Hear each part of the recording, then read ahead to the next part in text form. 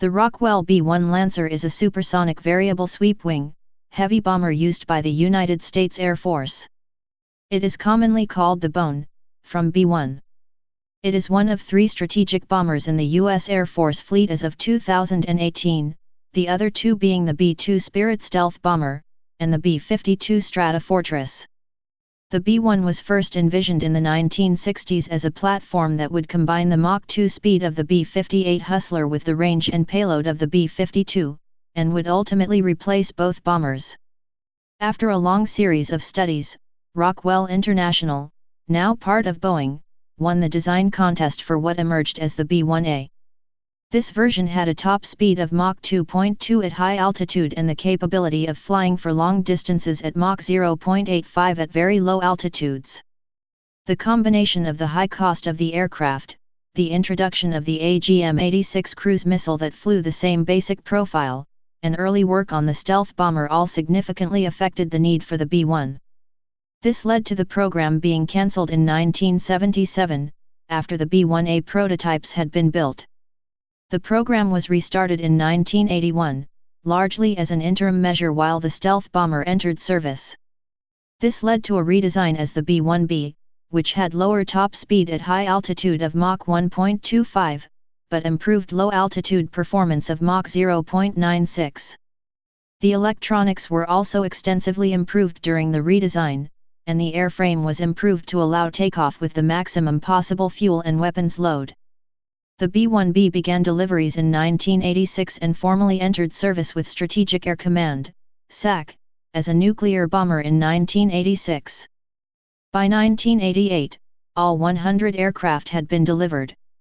In the early 1990s, following the Gulf War and concurrent with the disestablishment of SAC and its reassignment to the newly formed Air Combat Command, the B-1B was converted to conventional bombing use. It first served in combat during Operation Desert Fox in 1998 and again during the NATO action in Kosovo the following year. The B-1B has supported U.S. and NATO military forces in Afghanistan and Iraq. The Air Force had 66 B-1Bs in service as of September 2012. The B-1B is expected to continue to serve into the 2030s, with the Northrop Grumman B-21 Raider to begin replacing the B-1B after 2025. The B-1S currently in inventory will be retired by 2036. Development. Background. In 1955, the U.S. Air Force issued requirements for a new bomber combining the payload and range of the Boeing B-52 Stratofortress with the Mach 2 maximum speed of the Convair B-58 Hustler. In December 1957, the U.S. Air Force selected North American Aviation's B-70 Valkyrie for this role. The Valkyrie was a 6-engine bomber that could cruise at Mach 3 at high altitude, 70,000 feet or 21,000 m. Soviet interceptor aircraft, the only effective anti-bomber weapon in the 1950s, were already unable to intercept the high-flying Lockheed U-2. The Valkyrie would fly at similar altitudes, but much higher speeds, and was expected to fly right by the fighters. By the late 1950s, however, anti-aircraft surface-to-air missiles, SAMs, could threaten high-altitude aircraft, as demonstrated by the 1960 downing of Gary Powers' U-2. The U.S. Air Force Strategic Air Command, SAC, was aware of these developments and had begun moving its bombers to low-level penetration even before the U-2 downing. This tactic greatly reduces radar detection distances through the use of terrain masking, using features of the terrain like hills and valleys. The line of sight from the radar to the bomber can be broken, rendering the radar, and human observers, incapable of seeing the target. Additionally, radars of the era were subject to clutter from stray returns from the ground and other objects, which meant a minimum angle existed above the horizon where they could detect a target. Bombers flying at low altitudes could remain under these angles simply by keeping their distance from the radar sites. This combination of effects made SAMs of the era ineffective against low-flying aircraft. The same effects also meant that low-flying aircraft were difficult to detect by higher-flying interceptors, since their radar systems could not readily pick out opposing aircraft against the clutter from ground reflections, lack of look-down/shoot-down capability. The switch from high-altitude to low-altitude flight profiles severely affected the B-70, whose design was highly tuned to provide the desired high-altitude performance. Planners outlined a series of low-level profiles for the B-70, but higher aerodynamic drag at low level limited the B-70 to subsonic speed while dramatically decreasing its range. The result would be an aircraft with somewhat higher subsonic speed than the B-52, but less range. Unsuited for the new low-altitude role, and because of a growing shift to the Intercontinental Ballistic Missile, ICBM, force, the B-70 bomber program was cancelled in 1961 by President John F. Kennedy, and the two B-70 prototypes were used in a supersonic research program. Although never intended for the low-level role, the B-52's flexibility allowed it to outlast its intended successor as the nature of the air war environment changed. The B-52's huge fuel load allowed it to operate at lower altitudes for longer times, and the large airframe allowed the addition of improved radar jamming and deception suites to deal with radars. During the Vietnam War, the concept that all future wars would be nuclear was turned on its head, and the big belly modifications increased the B-52's total bomb load to 60,000 pounds, 27,000 kilograms, turning it into a powerful tactical aircraft which could be used against ground troops along with strategic targets from high altitudes. The much smaller bomb bay of the B-70 would have made it much less useful in this role. Design studies and delays. Although effective, the B-52 was not ideal for the low-level role. This led to a number of aircraft designs known as penetrators, which were tuned specifically for long-range low-altitude flight. The first of these designs to see operation was the supersonic F-111 fighter bomber, which used variable sweep wings for tactical missions. Similar aircraft also emerged for other users as well, notably the BAC-TSR-2, and later, Panavia Tornado and Sukhoi Su-24. A number of studies on a strategic range counterpart followed. The first post-B-70 strategic penetrator study was known as the Subsonic Low-Altitude Bomber, SLAB, which was completed in 1961. This produced a design that looked more like an airliner than a bomber, with a large swept wing, T-tail, and large high-bypass engines. This was followed by the similar extended range strike aircraft, ERSA, which added a variable sweep wing, then in vogue in the aviation industry. ERSA envisioned a relatively small aircraft with a 10,000 pounds, 4,500 kilograms, payload and a range of 8,750 nautical miles, 16,200 kilometers, with 2,500 nmi, 4,600 kilometers, being flown at low altitudes. In August 1963, the similar low-altitude manned penetrator design was completed, which called for an aircraft with a 20,000 pounds, 9,100 kilograms, bomb load and somewhat shorter range of 7,150 nmi, 13,240 kilometers. These all culminated in the October 1963 Advanced Manned Precision Strike System, AMPS, which led to industry studies at Boeing, General Dynamics, and North American. In mid-1964, the U.S. Air Force had revised its requirements and retitled the project as Advanced Manned Strategic Aircraft, AMSA, which differed from AMPS primarily in that it also demanded a high-speed high-altitude capability, similar to that of the existing Mach 2 class Convair B-58 Hustler. Given the lengthy series of design studies, Rockwell engineers joked that the new name actually stood for America's Most Studied Aircraft. The arguments that led to the cancellation of the B-70 program had led some to question the need for a new strategic bomber of any sort. The U.S. Air Force was adamant about retaining bombers as part of the nuclear triad concept that included bombers, ICBMs, and submarine-launched ballistic missiles, SLBMs, in a combined package that complicated any potential defense. They argued that the bomber was needed to attack hardened military targets and to provide a safe counterforce option because the bombers could be quickly launched into safe loitering areas where they could not be attacked. However, the introduction of the SLBM made moot the mobility and survivability argument, and a newer generation of ICBMs, such as the Minuteman III, had the accuracy and speed needed to attack point targets.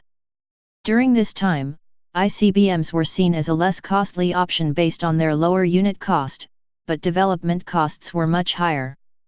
Secretary of Defense Robert McNamara preferred ICBMs over bombers for the Air Force portion of the deterrent force and felt a new expensive bomber was not needed. McNamara limited the AMSA program to studies and component development beginning in 1964. Program studies continued. IBM and Autonetics were awarded AMSA Advanced Avionics Study contracts in 1968. McNamara remained opposed to the program in favor of upgrading the existing B-52 fleet and adding nearly 300 FB-111s for shorter-range roles than being filled by the B-58. He again vetoed funding for AMSA aircraft development in 1968. B-1A program. President Richard Nixon re-established the AMSA program after taking office, keeping with his administration's flexible response strategy that required a broad range of options short of general nuclear war. Nixon's Secretary of Defense, Melvin Laird, reviewed the programs and decided to lower the numbers of FB-111s, since they lacked the desired range, and recommended that the AMSA design studies be accelerated. In April 1969, the program officially became the B-1A. This was the first entry in the new bomber designation series, first created in 1962. The Air Force issued a request for proposals in November 1969. Proposals were submitted by Boeing, General Dynamics, and North American Rockwell in January 1970.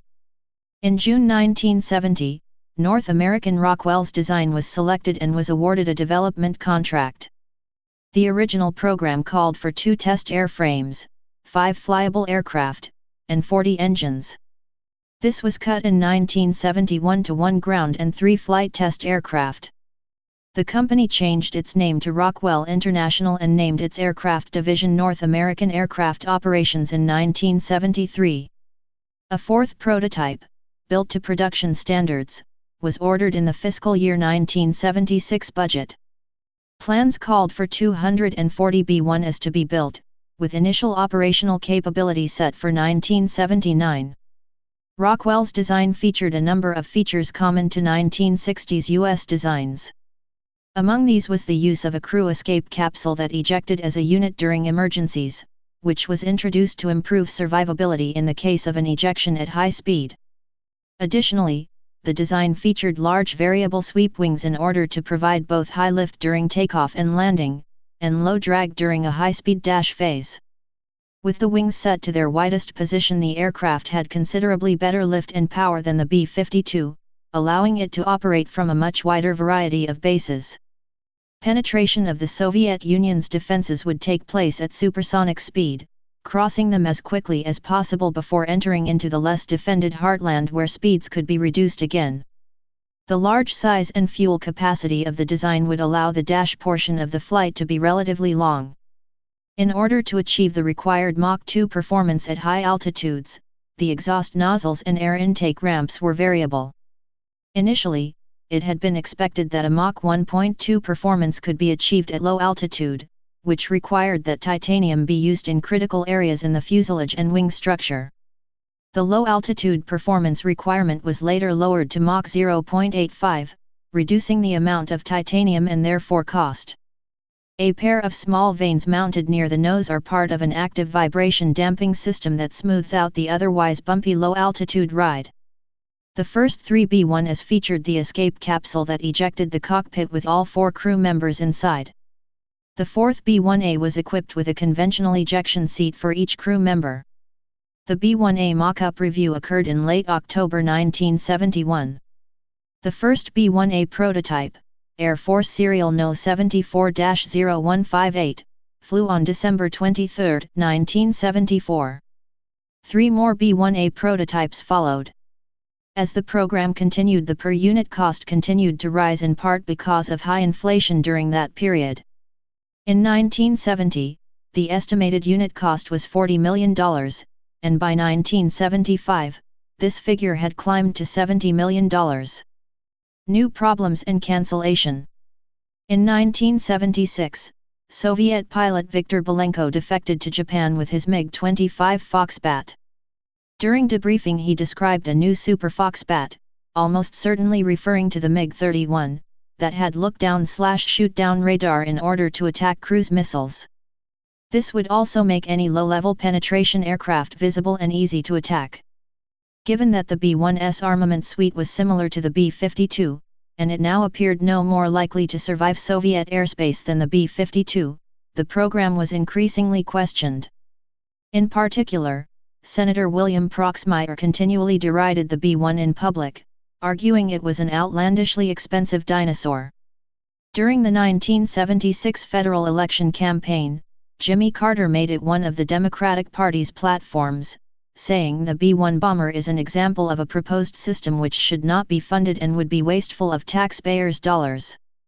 When Carter took office in 1977 he ordered a review of the entire program. By this point the projected cost of the program had risen to over $100 million per aircraft, although this was lifetime cost over 20 years. He was informed of the relatively new work on stealth aircraft that had started in 1975, and he decided that this was a better avenue of approach than the B-1. Pentagon officials also stated that the AGM-86 air-launched cruise missile, ALCM, launched from the existing B-52 fleet would give the U.S. Air Force equal capability of penetrating Soviet airspace. With a range of 1,500 miles, 2,400 kilometers, the ALCM could be launched well outside the range of any Soviet defenses and penetrate at low altitude like a bomber, with a much lower radar cross-section due to smaller size, and in much greater numbers at a lower cost. A small number of B-52s could launch hundreds of ALCMs, saturating the defense. A program to improve the B-52 and develop and deploy the ALCM would cost perhaps 20% of the price to deploy the planned 244 B-1s. On June 30, 1977, Carter announced that the B-1A would be cancelled in favor of ICBMs, SLBMs, and a fleet of modernized B-52s armed with ALCMs. Carter called it one of the most difficult decisions that I've made since I've been in office. No mention of the stealth work was made public with the program being top secret, but today it is known that in early 1978 he authorized the Advanced Technology Bomber, ATB, project, which eventually led to the B-2 Spirit. Domestically, the reaction to the cancellation was split along partisan lines. The Department of Defense was surprised by the announcement. Internal expectations were that the number of B-1s ordered would be reduced to around 150. Congressman Robert Dornan, RCA, claimed, "They're breaking out the vodka and caviar in Moscow." In contrast, it appears the Soviets were more concerned by large numbers of ALCMs representing a much greater threat than a smaller number of B-1s. Soviet news agency TASS commented that the implementation of these militaristic plans has seriously complicated efforts for the limitation of the strategic arms race. Western military leaders were generally happy with the decision.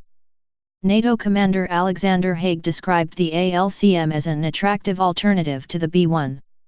French General Georges Biz stated the B-1 is a formidable weapon, but not terribly useful. For the price of one bomber, you can have 200 cruise missiles. Flight tests of the 4 B-1A prototypes for the B-1A program continued through April 1981. The program included 70 flights totaling 378 hours. A top speed of Mach 2.22 was reached by the second B-1A. Engine testing also continued during this time with the YF-101 engines totaling almost 7,600 hours. Shifting priorities. It was during this period that the Soviets started to assert themselves in several new theaters of action, in particular through Cuban proxies during the Angolan Civil War starting in 1975 and the Soviet invasion of Afghanistan in 1979. U.S. strategy to this point had been focused on containing communism and preparation for war in Europe. The new Soviet actions revealed that the military lacked capability outside these narrow confines. The U.S. Department of Defense responded by accelerating its rapid deployment forces concept but suffered from major problems with airlift and sealift capability. In order to slow an enemy invasion of other countries, air power was critical, however the key Iran-Afghanistan border was outside the range of the U.S. Navy's carrier-based attack aircraft, leaving this role to the U.S. Air Force. Although the B-52 had the range to support on-demand global missions, its long runway requirements limited the forward-basing possibilities. During the 1980 presidential campaign, Ronald Reagan campaigned heavily on the platform that Carter was weak on defense, citing the cancellation of the B-1 program as an example, a theme he continued using into the 1980s.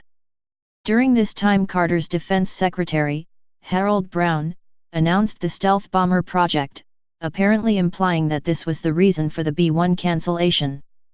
B-1B program. On taking office, Reagan was faced with the same decision as Carter before, whether to continue with the B-1 for the short term, or to wait for the development of the ATB, a much more advanced aircraft. Studies suggested that the existing B-52 fleet with ALCM would remain a credible threat until 1985.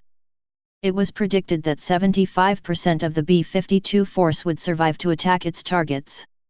After this, the introduction of the SA-10 missile, the MiG-31 interceptor and the first Soviet Airborne Early Warning and Control, AWACS, systems would make the B-52 increasingly vulnerable. During 1981, funds were allocated to a new study for a bomber for the 1990s timeframe, which led to developing the Long Range Combat Aircraft, LRCA, project. The LRCA evaluated the B-1, F-111, and ATB as possible solutions. An emphasis was placed on multi-role capabilities, as opposed to purely strategic operations. In 1981, it was believed the B-1 could be in operation before the ATB, covering the transitional period between the B-52's increasing vulnerability and the ATB's introduction. Reagan decided the best solution was to procure both the B-1 and ATB, and on October 2, 1981 he announced that 100 B-1s were to be ordered to fill the LRCA role. In January 1982, the U.S. Air Force awarded 2 contracts to Rockwell worth a combined $2.2 billion for the development and production of 100 new B-1 bombers. Numerous changes were made to the design to make it better suited to the now expected missions, resulting in the new B-1B. These changes included a reduction in maximum speed, which allowed the variable aspect intake ramps to be replaced by simpler fixed geometry intake ramps in the newer design. This reduced the B-1B's radar signature or radar cross-section. This reduction was seen as a good trade-off for the speed decrease. High subsonic speeds at low altitude became a focus area for the revised design, and low-level speeds were increased from about Mach 0.85 to 0.92. The B-1B has a maximum speed of Mach 1.25 at higher altitudes. The B-1B's maximum takeoff weight was increased to 477,000 pounds, 216,000 kilograms, from the B-1A's 395,000 pounds, 179,000 kilograms. The weight increase was to allow for takeoff with a full internal fuel load and for external weapons to be carried. Rockwell engineers were able to reinforce critical areas and lighten non-critical areas of the airframe, so the increase in empty weight was minimal. To deal with the introduction of the MiG-31 equipped with the new Zaslon radar system, and other aircraft with look-down capability, which reduced the B-1's low-flying advantage, the B-1B's electronic warfare suite was significantly upgraded. Opposition to the plan was widespread within Congress. Critics pointed out that many of the original problems remained in both areas of performance and expense. In particular, it seemed the B-52 fitted with electronics similar to the B-1B would be equally able to avoid interception, as the speed advantage of the B-1 was now minimal. It also appeared that the interim time frame served by the B-1B would be less than a decade, being rendered obsolete shortly after the introduction of a much more capable ATB design. The primary argument in favor of the B-1 was its large conventional weapon payload, and that its takeoff performance allowed it to operate with a credible bomb load from a much wider variety of airfields. The U.S. Air Force spread production subcontracts across many congressional districts, making the aircraft more popular on Capitol Hill. B-1A No. 1 was disassembled and used for radar testing at the Rome Air Development Center at the former Griffith Air Force Base, New York. B1 as number 2 and number 4 were then modified to include B1B systems. The first B1B was completed and began flight testing in March 1983. The first production B1B was rolled out on September 4, 1984 and first flew on October 18, 1984. The 100th and final B1B was delivered on May 2, 1988. Before the last B1B was delivered, the U.S. Air Force had determined that the aircraft was vulnerable to Soviet air defenses. Design Overview. The B1 has a blended wing body configuration, with variable sweep wing, 4 turbofan engines, triangular fin control surfaces and cruciform tail.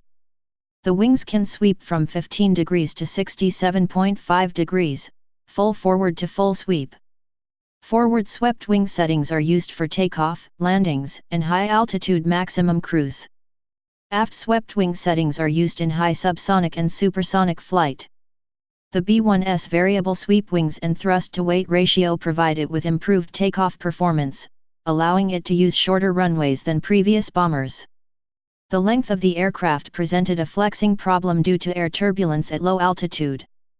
To alleviate this, Rockwell included small triangular fin control surfaces or vanes near the nose on the B1. The B1's structural mode control system rotates the vanes automatically to counteract turbulence and smooth out the ride. Unlike the B1A, the B1B cannot reach Mach 2 plus speeds. Its maximum speed is Mach 1.25, about 950 miles per hour or 1,530 km per hour at altitude, but its low-level speed increased to Mach 0.92, 700 miles per hour, 1,130 km per hour. The speed of the current version of the aircraft is limited by the need to avoid damage to its structure and air intakes. To help lower its radar cross-section, RCS, the B1B uses serpentine air intake ducts, CS duct, and fixed intake ramps, which limit its speed compared to the B1A. Vanes in the intake ducts serve to deflect and shield radar emissions from the highly reflective engine compressor blades. The B1A's engine was modified slightly to produce the GEF 101-102 for the B1B, with an emphasis on durability and increased efficiency. The core of this engine has since been reused in several other engine designs, including the GEF 110, which has seen use in the F-14 Tomcat, F-15K/SG variants and most recent versions of the General Dynamics F-16 Fighting Falcon. It is also the basis for the non-afterburning GEF 118 used in the B-2 Spirit and the U-2S. The F-101 engine was the basis for the core of the extremely popular CFM56 civil engine, which can be found on some versions of practically every small to medium-sized airliner. The nose gear cover door has controls for the auxiliary power units, APUS, which allow for quick starts of the APUS upon order to scramble. Avionics. The B-1's main computer is the IBM AP-101, which is also used on the Space Shuttle Orbiter and the B-52 bomber. The computer is programmed with the Jovial programming language. The Lancer's offensive avionics include the Westinghouse, now Northrop Grumman, and /APQ-164 forward-looking offensive passive electronically scanned array radar set with electronic beam steering, and a fixed antenna pointed downward for reduced radar observability, synthetic aperture radar, ground moving target indication, GMTI, and terrain-following radar modes, Doppler navigation, radar altimeter, and an inertial navigation suite. The B-1B Block D upgrade added a global positioning system, GPS, receiver beginning in 1995. The B-1's defensive electronics include the Eden and /ALQ-161A radar warning and defensive jamming equipment, which has 3 sets of antennas, one at the front base of each wing and the third rear-facing in the tail radome. Also in the tail radome is the AN/ALQ-153 missile approach warning system, pulse Doppler radar. The ALQ-161 is linked to a total of 8 AN/AL-49 flare dispensers located on top behind the canopy, which are handled by the AN/ASQ-184 avionics management system. Each AN/AL-49 dispenser has a capacity of 12 MJU-23A/B flares. The MJU-23A/B flare is one of the world's largest infrared countermeasure flares at a weight of over 3.3 pounds, 1.5 kilograms. The B1 has also been equipped to carry the AL-50 towed decoy system. Also aiding the B1's survivability is its relatively low radar cross-section, RCS. Although not technically a stealth aircraft in a comprehensive sense, thanks to the aircraft's structure, serpentine intake paths and use of radar-absorbent material, its RCS is about 1/50th of the similar-sized B-52's RCS. This is about 26 feet superscript 2 or 2.4 square meters, roughly equivalent to the RCS of a small fighter aircraft. Upgrades. The B-1 has been upgraded since production, beginning with the Conventional Mission Upgrade Program, CMUP, which added a new MIL STD-1760 Smart Weapons interface to enable the use of precision-guided conventional weapons. CMUP began with Block A, which was the standard B-1B with the capability to deliver non-precision gravity bombs. Block B brought an improved synthetic aperture radar, and upgrades to the defensive countermeasures system and was fielded in 1995.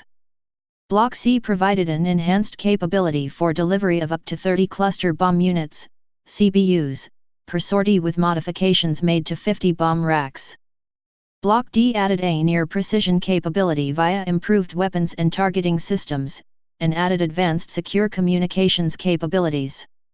The first part of the electronic countermeasures upgrade added Joint Direct Attack Munition, JDAM, AL-50 towed decoy system, and anti-jam radios.